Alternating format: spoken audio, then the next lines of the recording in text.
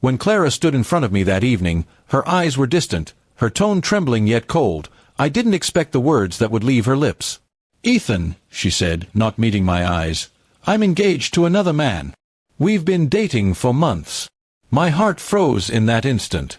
Every late-night call, every busy-at-work text, every sudden weekend trip, all of it started to make sense.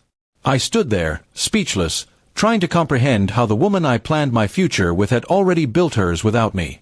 She didn't cry. I did. Or maybe I didn't realize I was crying until the tears hit my hands. Clara just looked at me like I was some stranger who didn't deserve the truth until now. "It wasn't supposed to go this far," she murmured. "But I fell in love with him." That line felt like a knife. I asked her, quietly, "Then why did you stay with me?" Her answer was even worse, "Because I wasn't sure if he'd choose me." So, I was just her backup plan. That night, I packed my things from the apartment we'd shared for 3 years. Every photo, every shared memory felt fake now. I didn't yell. I didn't beg. I left the keys on the counter and walked away with only one thought in mind. If she could betray me this easily, I'd show her what losing me really meant. The next few weeks were hard.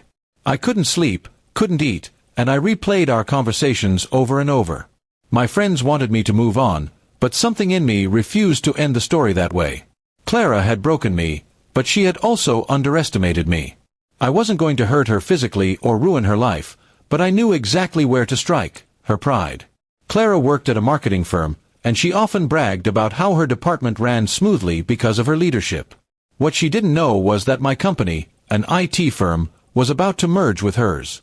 I was promoted to oversee the transition between both companies. Fate, it seemed, had handed me the perfect stage for my revenge. When we met again, weeks later, she was shocked. Her fiancé, Thomas, stood beside her, smug, confident, unaware that the man his fiancée had betrayed was now the one leading the project that could decide their future. Clara's face turned pale when I shook hands with him. "Ethan," she whispered, "you work here." I smiled politely. "Not just work here, Clara. I'm the one in charge of reviewing your department's performance." The next few weeks were deliciously ironic. Clara tried to act professional, pretending that nothing had ever happened between us. But I could see the fear in her eyes every time I entered a meeting room. She knew her department wasn't performing as well as it should, and Thomas, her fiancé, was one of the junior managers under her supervision. The power dynamic shifted completely, and for once, I was in control.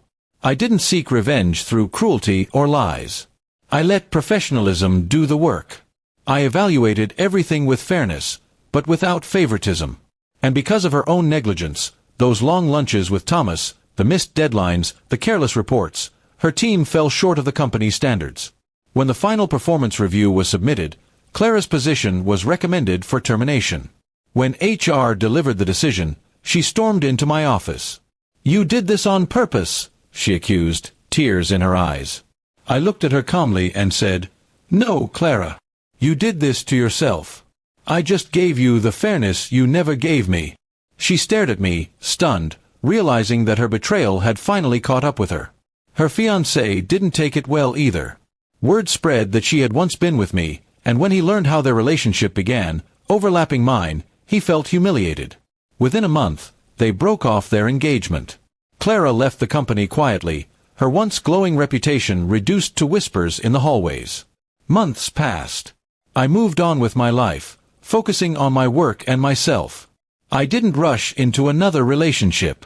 I learned to be alone, to find peace in silence rather than seeking validation from someone else. My revenge had not been about destroying her, it had been about restoring myself. One afternoon, I got a message from Clara. It was short: "You won." "I'm sorry." I stared at it for a long time, then deleted it. It wasn't about winning. It was about realizing that I had survived something meant to break me. Years later, I heard she had moved to another city, working a low-level job far from her once ambitious dreams. I felt no joy, no hatred, just closure. What she had done would always hurt, but I had learned something valuable. Betrayal might destroy trust, but it also builds strength if you let it. Sometimes, revenge doesn't come in loud ways. It comes quietly, through success, through peace, through walking away without turning back. That's what I did. And that was enough. Because the truth is, when she said, "I'm engaged to another man," she thought she'd left me broken. But in the end, she was the one who lost everything, and I, finally, found myself again.